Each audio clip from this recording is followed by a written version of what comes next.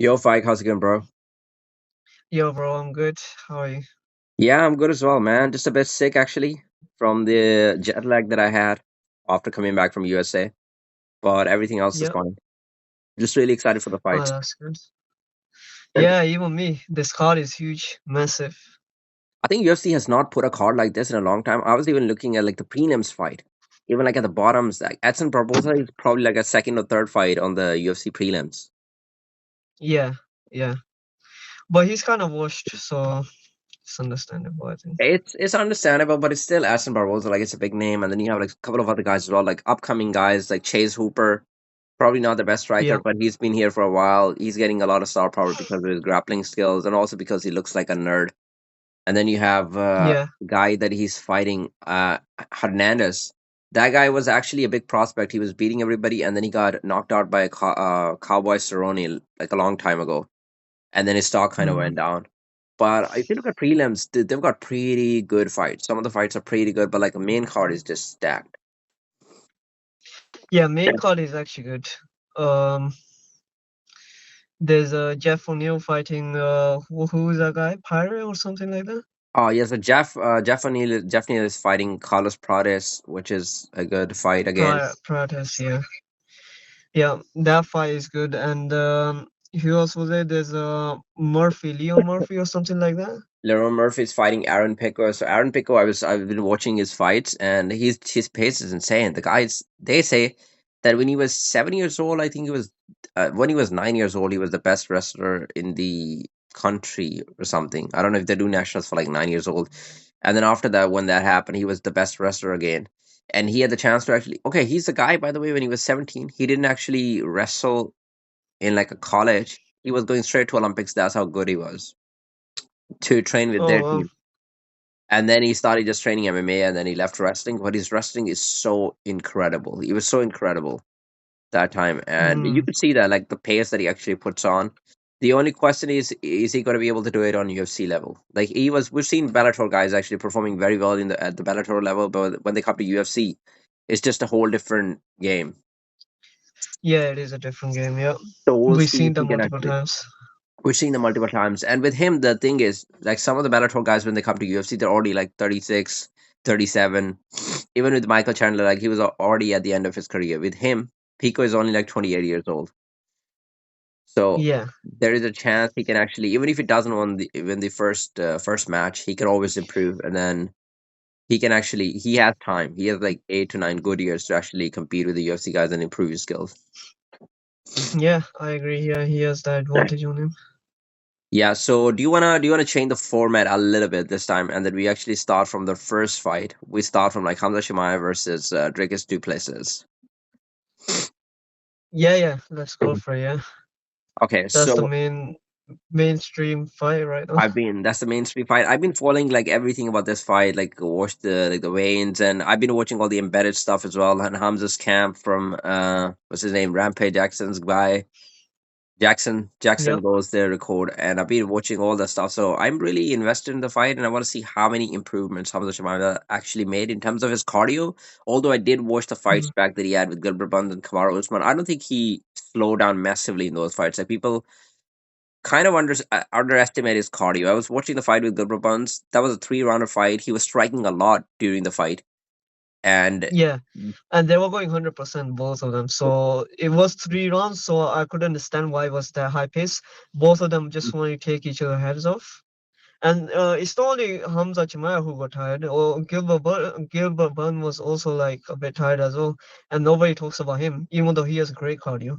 even though he has But great people are cardio. criticizing about Yeah, and Gilbert Burns has been 5 rounds many times, and even before this fight, Gilbert yeah, Burns has been to he had been to the championship fights. He fought Kamaru Usman before that, and if you watch this fight, Hamza Shemaya was on Gilbert Burns the whole time.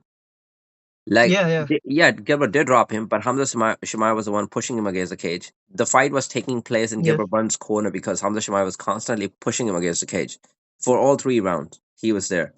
yeah, So I don't know where the cardio. I think because that was the only sort of weakness that you could pick on because you can't pick on his strength, you yeah. can't pick on his I speed. feel like yeah. Yeah, so that's I think that was like one of those fight when Habib had in his career that fight where he was questionable, where he did win, but a lot of people thought that the other guy won. I don't know the guy's name. He was like jacked, and he was also later on that he was on steroids. Yeah, so that was with Khabib. It was Gleison Tebow, and he got caught for like steroids many Yeah, yeah, times. Gleison Tebow, that was yeah. yeah, and he was cutting a lot of weight, and he was very experienced. People don't realize Khabib was very young. Like he came to UFC when he was 23, He maybe was young. that Yeah, fight he was like 24, maybe. And then Gleison Tebow was yeah, like a vet who was fighting in the UFC for a long, long time. So obviously you're gonna have that fight sometimes. And with Khabib, he was yeah, having a hard time to actually take Tebow down in that fight. I think because when Khabib started, he didn't have the setup for the takedowns. He was just kind of rushing for the takedowns, trying to force them. yeah. He was rushing for the day. And with Yep, that and I sort of feel like yeah, I feel like both of these fights are like similar. Like you know how Gilbert faced adversity against Gilbert. No, Khamzat Chimaev faced adversity against Gilbert Burn. Same like Khabib did in that fight, and they both got criticism for it. And yeah. now you seen since that fight, since that Gilbert fight, Hamzat has just been running through middleweights. To be honest, so you can see improvements in him. And I genuinely don't think that he will have an issue with cardio.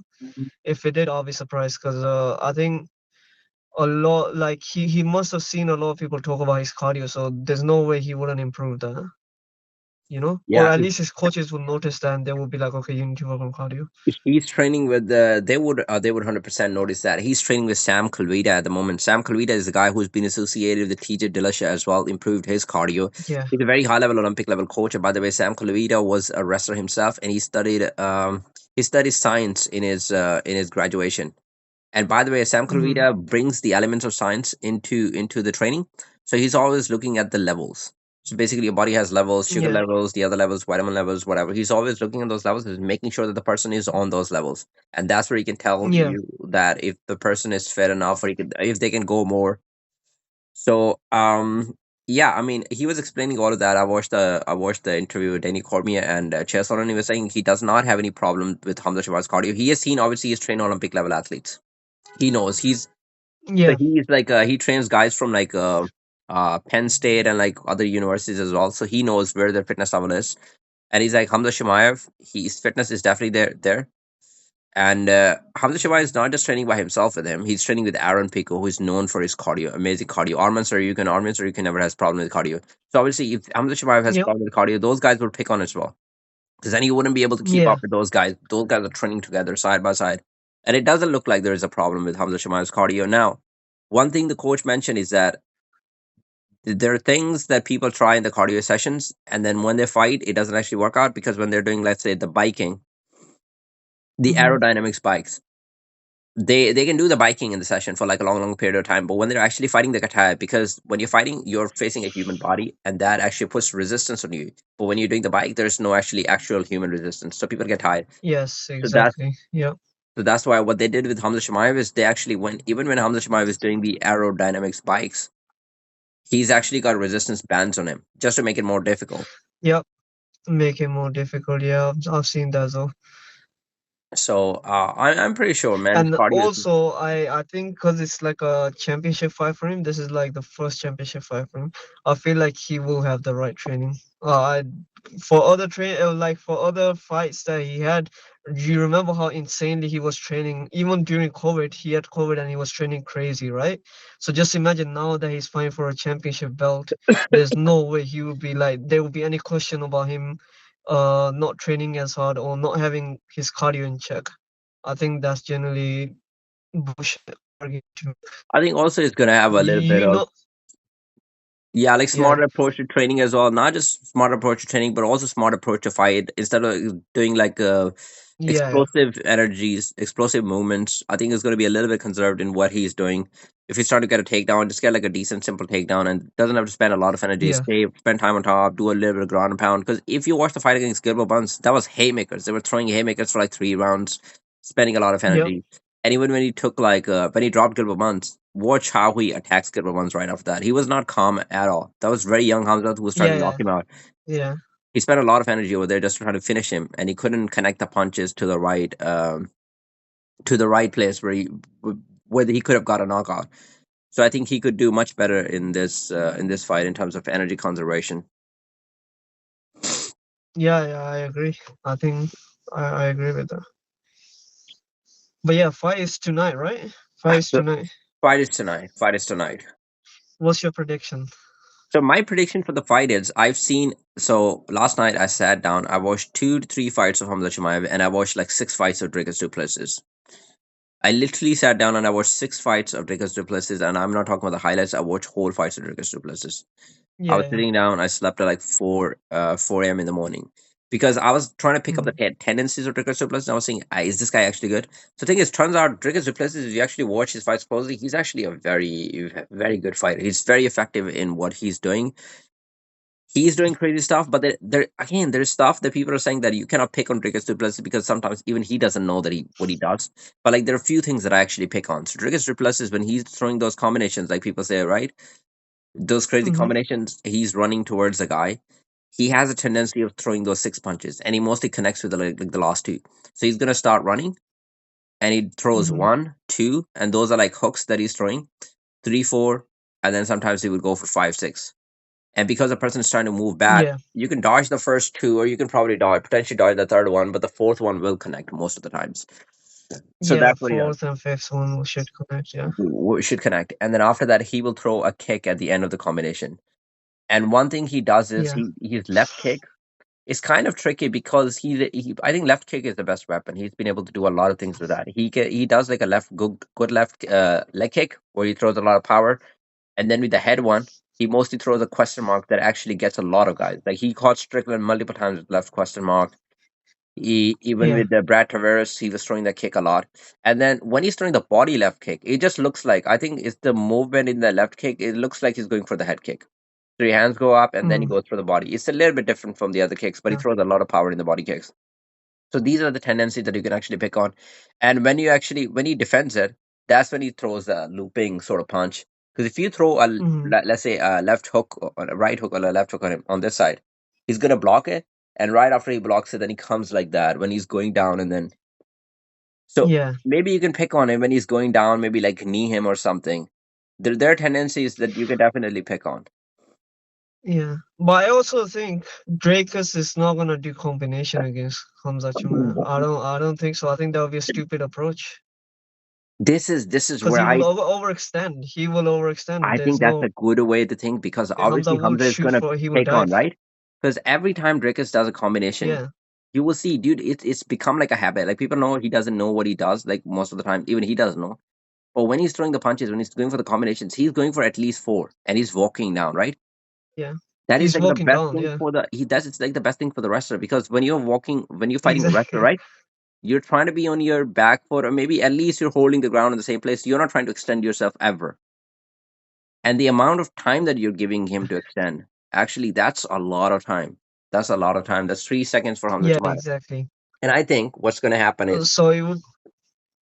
he's Yeah. not going to be able to fight that comfortably. He might be able to do it a few times in the first round.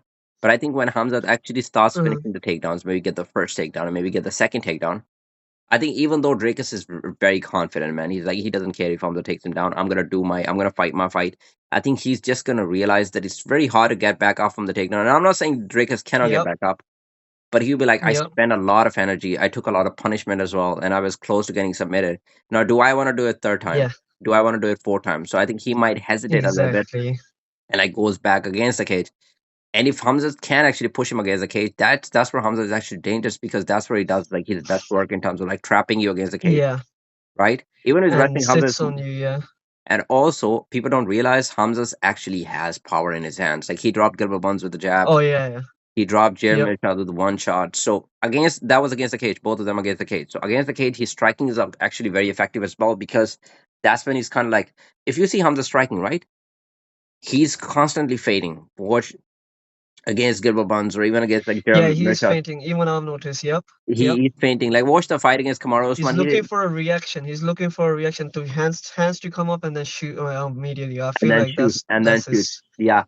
And then shoot. If you watch the knockout against Gerald Mircha, when he threw that strike, he was constantly fading. So Gerald didn't know if he was going to shoot for the takedown, if he was going to throw a Yeah. strike, and that's when he threw a Exactly. strike. So I think if he starts getting those reactions from Dricus Duplessis, I think that's where he can thrive. Although I can say Dricus is one of those guys who doesn't give you a lot of reactions. Like even with Sean Strickland, Sean does a lot of Mm-hmm. feinting as well with his boxing, but he wasn't able to get those reactions out of Dricus Duplessis. Maybe because Sean was very one dimensional in sort of what he does. So Dricus didn't worry about getting Yeah, punched in the face. But I think with Hamza, there's more to worry yeah, about. I think it's going to be a bit different. yeah. And I also heard from multiple fighters who has faced Dracus. They said he's very stubborn. So like, for instance, if you're trading with him, he would want to get like one up on you. Or if you do take him down, or if he takes you down, he wants to stay on top as well. So I feel like the stubbornness is gonna help him, because like let's just say Hamza Chimaev shoots and takes him down, he would want to like get back up immediately. Like if you don't have the stubborn in you, like you wouldn't want to push, you wouldn't want to like basically waste too much energy to get up. You probably like, oh yeah, let me try win on the ground against him. You get what I mean? So it depends because a lot of people who do get taken down by Hamza Chimaev, what they do is like they just get overwhelmed by his pressure and they can't do much. They do try to get up, but Hamza know exactly how to keep them down, understand their balance. But with Dracus, I also think he's a bigger opponent, so he's gonna be much bigger than what Hamza Chimaev have faced previously. And I also think is competitiveness as well in both of them, and I think that's why Dracus is a good matchup for Hamza, and Hamza is a good matchup for Dracus. That's what I think, bro. Exactly took the words right out of my mouth. Dracus is probably the best opponent with the biggest heart. If you see what Yeah, Dracus is yeah, doing, like I don't rate Dracus wrestling very high. I actually watch his fights with Brad Tavares and I watch his fights with Derek Brunson as well. I think in wrestling he makes so many mistakes. Like I would say striking because he's actually yeah, competed yeah, at like K1 level. So striking, even though his stuff looks weird, but he's competed at very high level in kickboxing as well. So striking actually works very good against like the high level strikers. But I think in wrestling, his skill is not at par of like Khamzat Chimaev or Derek Brunson. But the yeah, reason yeah, he was able to beat Derek Brunson is like overwhelmed him. He doesn't accept a position. Like you watch, like anytime he gets taken down, he's instantly trying to get back up. He's not one of those guys who's like, okay, I'm gonna sit in the yeah. guard. Exactly. That's You it. see a lot of guys because their Yep. conditioning is not good, they pull up the guard and they be like, okay, there's it's only like 30 seconds left or 40 seconds left. I'm just gonna stay down. He's not one of those guys. He Hmm. wants to get back up Yeah, as he's soon not as one his of back those hits the guys. ground. He even takes the risk where he will actually give his back to an opponent. Like he would do that sometimes, Yep. but he's trying to get back up instantly and then he pushes a pace on you. And he did that to Derek Yep. Brunson, and Derek Brunson was extremely tired. Like Derek Brunson hurt him, got him down, but then when Dracus hurt him, Derek Brunson couldn't come back from that. Yeah. So that's what I Yeah. see. Like when Hamzat actually takes him down, I think Dracus is gonna spend a lot of energy. He's gonna try his best, but I just don't think the skill is there. Yeah. I think his heart I is don't there. think so as well. Yeah. I think on the ground, it just when I watch his fights back and I watched Hamza's fights on the ground, I was like Hamza was able to control Kamaru Usman. Kamaru Usman is like an NCAA. Yeah. There Exactly. is Yeah. no way Dracus is the same guy as Kamaru Usman in terms of like if you're talking Yeah. about the skills. And Kamaru is also one of the guys who did not accept that position. Like Kamaru Usman, if you watch the fight back, Yeah. he was not accepting the position. He even slammed Hamza Chimaev because he didn't want to get submitted. Like when Hamza was on He top, didn't want to get. Yep. he didn't want to get submitted, and he was constantly trying to get out. But Hamza's skill is so good from the back. And if Yeah. you're an NCAA wrestler, you always have wrestlers like shooting on you, right? So you're going to be able to see most of the takedowns. And how was Hamza able to take him down 4 times? So the first round, Hamza finished two Yeah. takedowns. Second round, he finished one takedown. Third round, he finished one takedown. It means Hamza distance management is so good that he's always able to see where how far the person is, how far he can shoot, and he's able to Yep. implement his plan. And if he can finish a Exactly. takedown on Kamaru Usman, nothing tells me that he's not going to be able to finish a takedown on Dricus Duplessis, who's been taken down by Robert Vicker, Exactly. who's been taken down by Brad Tavares, who's been taken down by Derek Brunson. I think Ricketts is a strong guy, but I think he makes a few mistakes and he's gonna get taken down. And he hasn't fought a jiu-jitsu high level guy. So here's the thing, right? Derek Brunson, good wrestler, but I don't think his control was ever as good as Hamza Chimaev. He hasn't fought a guy who was like as good as in submissions as his Mhm. wrestling. Hamza Chimaev very effective with his ground control, ground and pound, and also his submissions game. So this is what Dricus Yep. Duplessis is gonna have to look at. And yeah, I think to me, it might just be, it might not even get competitive. Like I can see Dricus Duplessis pushing Hamza Chimaev to the late rounds, and I can also see a possibility where Hamza Chimaev actually goes all 5 rounds and wins it. Hmm. because I don't think it's a factor. Like if Hamza is winning in the first round, he's destroying Dricus in the first round, and if it goes to 5 rounds, okay, Dricus is actually taking is finishing Hamza in like the fourth or fifth round because Hamza's never seen it. I can see it. I can see a situation where Hamza actually goes to 5 rounds and he actually dominates Dricus in 5 rounds. Why do people think he cannot change his game plan?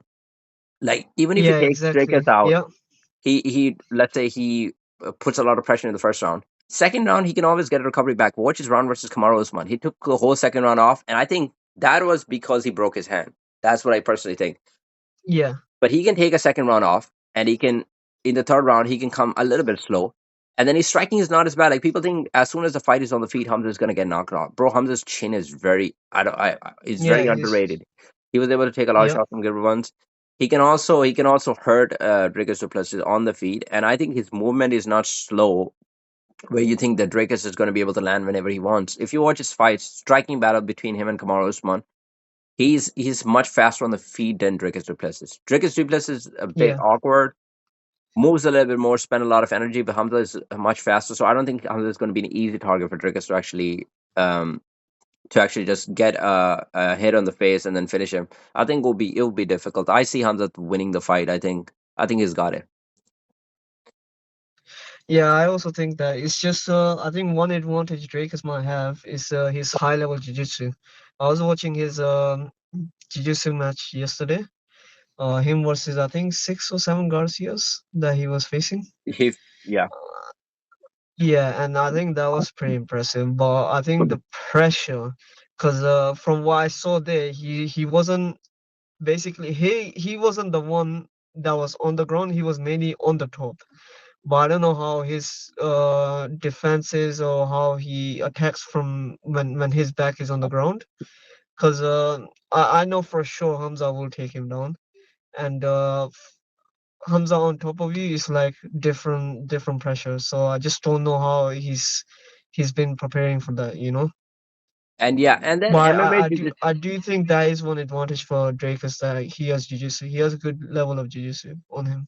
he has good level of jiu-jitsu. Now what happens is that when he went to Gracie Barra and then he submitted that many guys, I don't know if those guys were competition ready or not. So here's the thing: you will see a Yeah, lot of people who are like brown belts or black belts, but maybe they've not been training as consistently as like for a long time now, or maybe they're not doing the competitions. So like I can give you my example. Let's say if when I started doing jiu-jitsu very early on, I went for like a white belt competition, but then during the camp, I'm submitting a lot of blue belts. The reason I yeah, was able to submit the blue belts is not because I'm better than them. It was because the blue belts were not the competition level blue belts, right? They got the blue yeah, belt because they had the knowledge, not because they had good stamina, or not because they were actually looking for the submissions very quickly. It's because when you put them in a yeah. certain position, they would do like a certain thing to get out. They knew that thing to get out of it. They wouldn't try anything extra. Hmm. They wouldn't put a lot of effort in, and they're not trying to win. They're not trying to get the submission quickly. They're not trying to dominate it. They're just trying to play the technique. And because I'm in that competition Yeah, camp mode and I'm like, okay, I have a competition in 10 days. I just need to hurry up. I'm using all of my energy. My cardio is on point. So I'm kind of dominating. I remember a session where I submitted a blue belt like twice and then dominated the rest of it in the same round and then submitted another blue belt. But I can see that scenario as well. Like where Dracus is actually an MMA fighter. He's training a lot. His cardio is on point. He's doing the competition.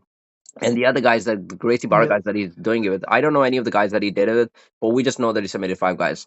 Maybe those guys are not like yeah, competition ready, or maybe they've passed their age where they don't yeah, do competitions anymore. So it's a little bit different. yeah, Guys that you're going yeah. against. And I also think he had advantage, weight advantage. He didn't face anyone that was his weight. In that match, to be honest. So Oh, you think the guys were pretty small as compared to? yeah, the guys were pretty small in comparison to Dracus, to be honest. Okay, so maybe that's also one of the advantages that he had.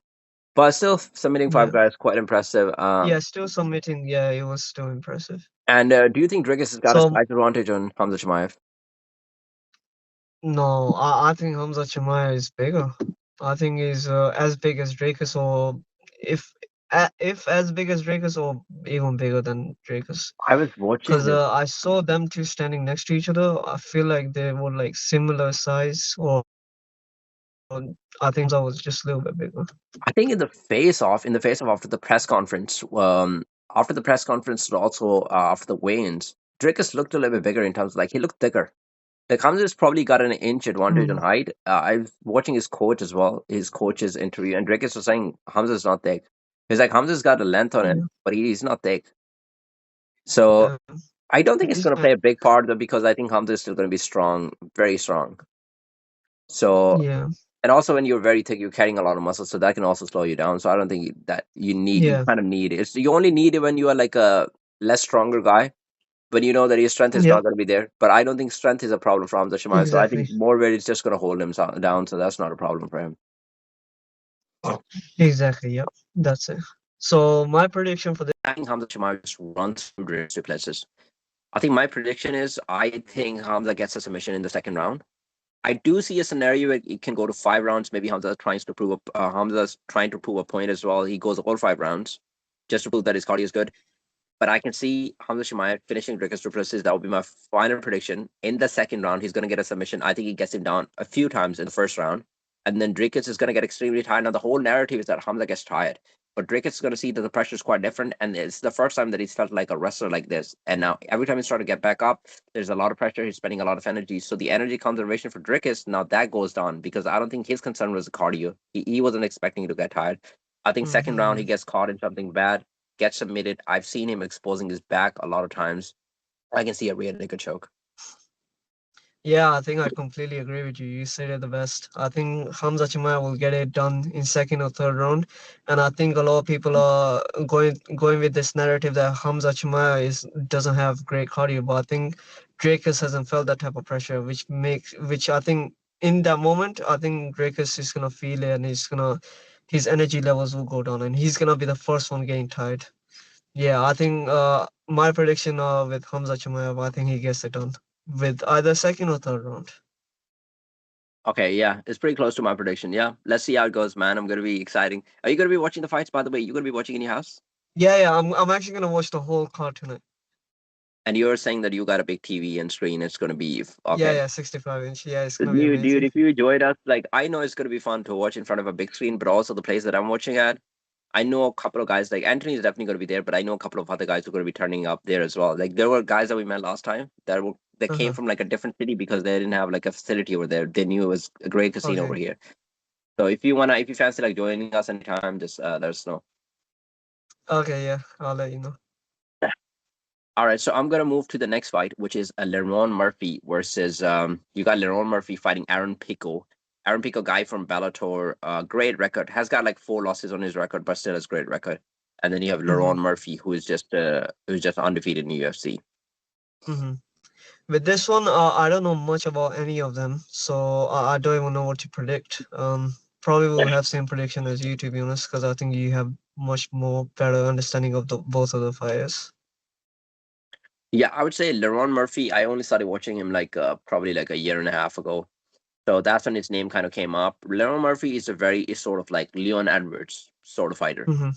Again, he's a British fighter. He fights exactly like Leon Edwards. So like Leon Edwards, he's never putting a lot of pressure on. He's a very good counter striker, but it's hard to take down. Lerone Murphy again, not a very easy guy to take down. He was fighting Daniga. Daniga was having very hard time to actually take him down.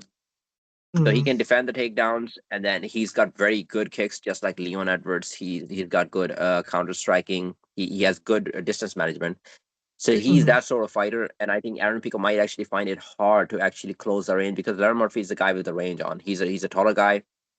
He's Yep. a much better technical guy, I would say, in terms of striking. Or although Aaron Pico, he's got very good hands. He's got very powerful hands, and his boxing is actually very good. But I don't think his kicking game is on the level where he can actually close the distance or like Mm-hmm. kick on the same levels as Larry Murphy. So I think Mm-hmm. that's where Aaron Pico is going to have trouble.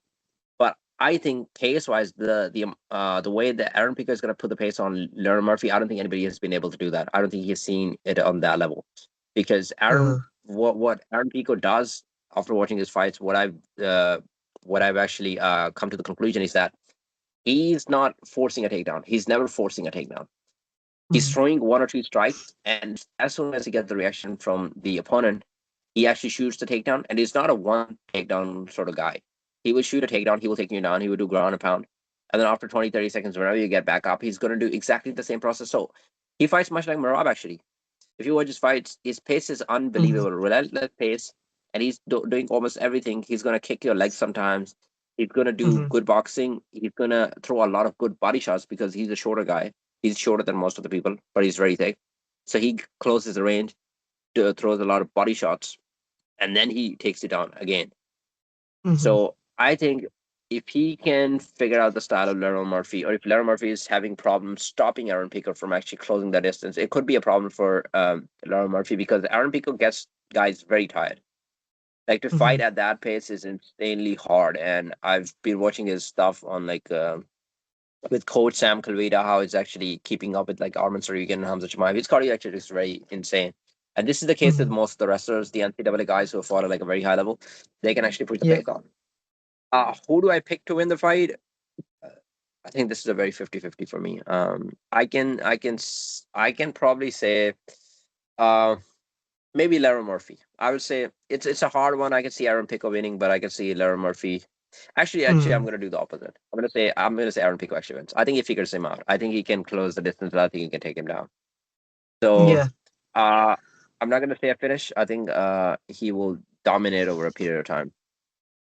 Okay. That's what I would I say. think I'll probably go with the same prediction since I don't know much about Aaron any Pico, of the yeah. fighters. Yeah, it's just a hard one. Even I'm kind of 50-50 on this one. I'm not really sure because the only thing is I've not seen Aaron Pico actually fighting at the UFC level, so I don't know if he's going to be able to close the distance on the UFC guys, be able to do the same thing. Okay. But considering that he's very young, he's 28 years old, I think he might be able to get the win. All Okay, right. now Great. we Yeah. move to the next fight. We have Jeff Neal, very good Yep. boxer, heavy-handed, and he's kind of a litmus test. He's kind of like a fraud check for many people. Like anytime there's a new prospect coming, they put him against Jeff Neal and see like if the prospect is Yep. actually real. Some of the guys Yep. fail it, and they come at the next day the headline is fraud check, and then if they actually pass it, then it's a legit guy. So you have Carlos Prates against Jeff Neal. What do you say about that fight? And Carlos Prates, heavy hitter. Yeah. I think I'm gonna go with Carlos Prates. I think he's a good fighter and he's young. He's new. He's hungry. I think he's lanky. He might have reach advantage over him. He's a Oh, heavy definitely, hitter. he's gonna have reach advantage. Yeah, heavy hitter, good striker. And I like their group. It's like a nerd group. They wear glasses when they win. So yeah, I think I like his energy as well, like his charisma and his personality. So I think I'm gonna go with Carlos. You're gonna go with Carlos Prates.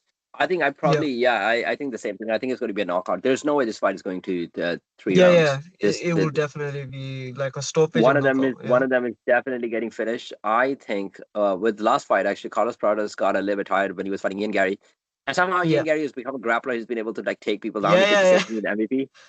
So with Carlos Prates, yeah, I think Carlos taking on defense is not good. If he's fighting like a wrestler, I think that would be a really bad matchup for him. But I think yeah, against Jeff Neal, he's not going to need it because Jeff Neal never actually shoots the takedown. yeah. It's going to be Exactly. a Yeah, standard fight. Both are heavy-handed. Yeah, I think that I agree with the same thing. That he's got a reach advantage, and when two heavy hitters are fighting, it's mostly who connects first. And I think Carlos Prates is going to be the one connecting the first. He's got very good straight punches, so I think he's going to catch Jeff Neal with that. Jeff Neal is going to have problem actually closing the distance because that's what he does most of his work, closing the distance and then throwing the body shots or the headshots. Good boxer. I can see Jeff Neal landing a couple of shots as well, but I don't think Carlos Prates ever had a problem with the chin. I don't think he's the guy who would like just get stepped with one shot. He's not that sort of guy.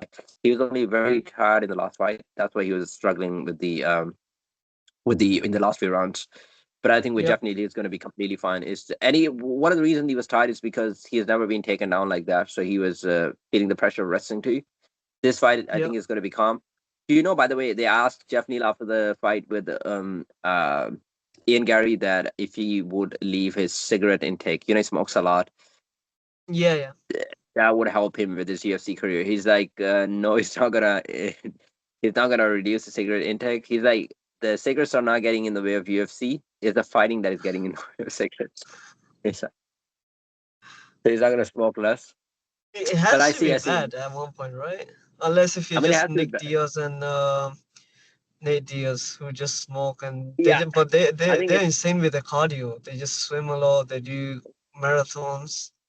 they've done like triathlons and stuff, so I think their cardio is insane. With college sports, it's a different case, but Yeah, thing is, it's they get associated with the fighter, and then they get popularity because of that, and people know them because of that. So I think he just wants to keep that yeah, yeah, character, like not yep. giving a fuck, just smoking whatever they want, sort of character. So it suits him.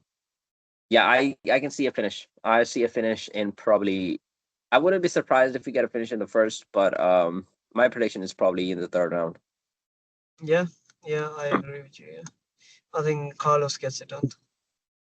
Yeah, and then we have okay, I'm actually gonna pull up Thing this. is, Michael Venom Page fighting next. Michael Venom Page is also fighting. Yeah, so the next one is uh are we? Oh yeah, back. Yes.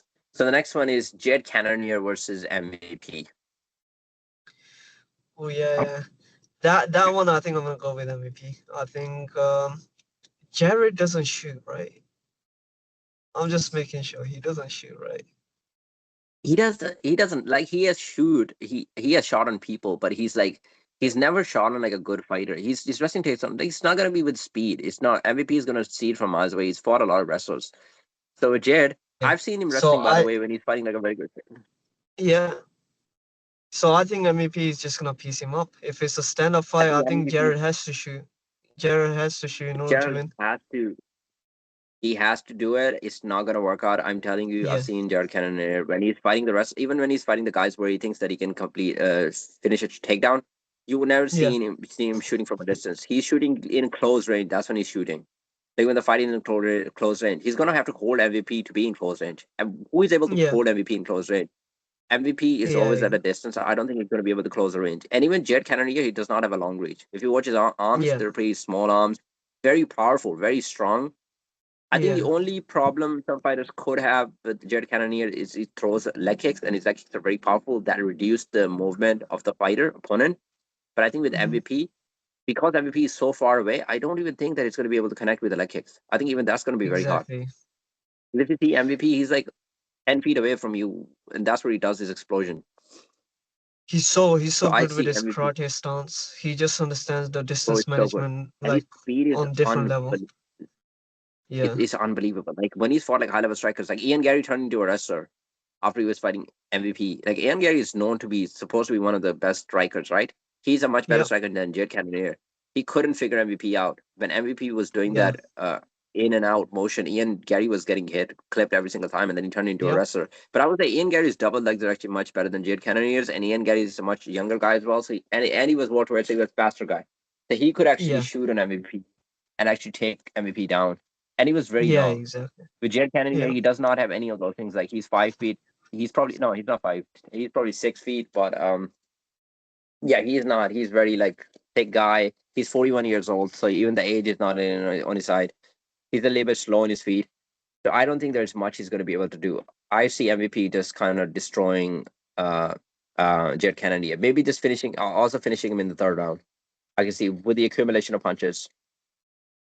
Yeah. I think yeah, MVP gets it done either later rounds. I think somewhere later rounds he gets it done because Yeah, I I think it think could be Jared does have unanimous a good decision as chin. well, but also.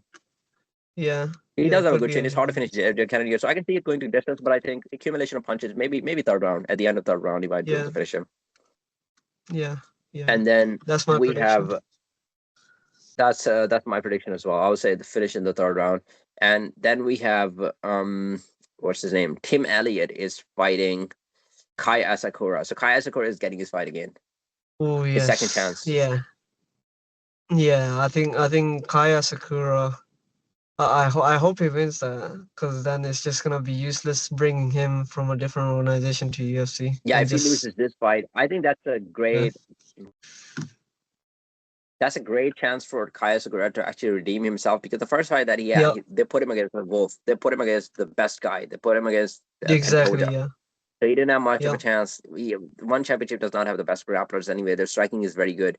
So he was put in a very difficult position where he's put in against a guy who's like the highest level guy here. Maybe some people Yeah. might think of him as the best pound for pound guy.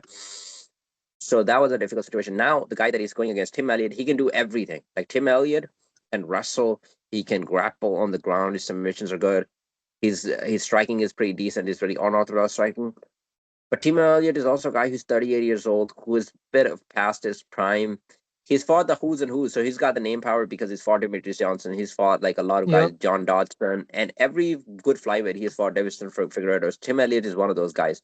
But Tim Elliott is also the guy who's probably not in his prime. and was never the best guy. Like whenever he came up against the best guys, let's say he fought Dimitri Johnson, he lost. He fought Davison Figueroa, he lost. He fought John Dodson, he lost. So any top 10 Mhm. guy, any top 5 guys he was fighting was losing. But he's Yeah. been a top 10 guy for a very long time. And Mhm. this is the time where Kaya Sakura, I have no doubt that if it's a fight on the feet, Kaya Sakura is going to smoke him. I don't think there's a striker as good as Kaya Sakura. I think he's just so Yeah. explosive, he's so good. I think he's going to smoke him. But I think Team Elliot is definitely going to be shooting for the takedown. So this is a time for Kaya Sakura to actually prove that his grappling is good as well. Because if they put him against like a pure striker and Team Elliot, Kaya Sakura smoked him, they would have said, okay, when he goes against a grappler, he's going to struggle. But now with Tim Elliot, who's a good grappler, but not as good of a grappler as like Pantoja, and also a Mhm. little bit past his prime. He's gonna shoot for the takedowns. He's gonna implement those grappling exchanges. But these are the Yeah. ones that Kayasura might be able to defend, and we'll be able to see if he's developed his takedown defense to a level where he can actually defend the takedowns against a decent level wrestler. And can he also, if he gets taken down, can he get back up and can he actually defend himself from the submissions? Yep. I agree. Yeah. I think it's gonna be a big test for Kaya Sakura, and I think he does have all the attributes to get it done. It's just we just need to see how he does, because when he did face Pantoja, it wasn't much. Like we couldn't see much because Pantoja was so many. He was so good, and he's been a reigning champion in that division. So it wasn't the best choice to put Kaya Sakura straight away to Pantoja. I think that I was think a with big Pantoja, you mistake. don't even get time. I think with Pantoja, you don't Yeah. even get time. Like you could be fighting a very high level guy, but they might actually Yep. wait a little bit. Pantoja just runs at you. You get no Yeah, time at and all. it's not just that. As soon as he grabs onto you, it's just like a completely different game. To be honest, it's just Or his the way he game. goes for the back, his back takes are. Have you seen Yeah, how yeah. he just gets the back take? He just holds you down. You It's can't so escape the quick. back It's take. so quick. You It's can't escape the crazy. Yeah, back, and then he's either gonna get a submission or you'll get some good shots. It's just difficult. exactly. Yeah. So I think I would like to see Kaya Sakura win, but let's see how he performs. I think if it is a stand-up fight, I think Kaya Sakura gets it done very easily. I He's think pretty young you know as what well, I right? think. He's Asakura is pretty pretty young. young. He's pretty young. I think he has a future, man. He just needs So to he has a get lot his of like ground game a little bit. He has a Yeah, lot of he has a potential. lot of I see. time You and know room what? to improve. For the prediction I'm just gonna make, I think Kayak Asakura is just gonna knock. I'm gonna predict a first round finish. Although it's very unlikely. You know what? Tim Elliott, he's got a very good chin. He's very hard to get finished. But Mhm. I just think that Kayak Asakura is gonna catch him this fight. I feel like And I'm just gonna go for like a his first round striking finish by is Kayak very Asakura. good, to be honest. Yeah, so It it is won't be very a good. It's surprise like so what if it does. flying me. So I will predict a first round finish, but it could go either way to be honest.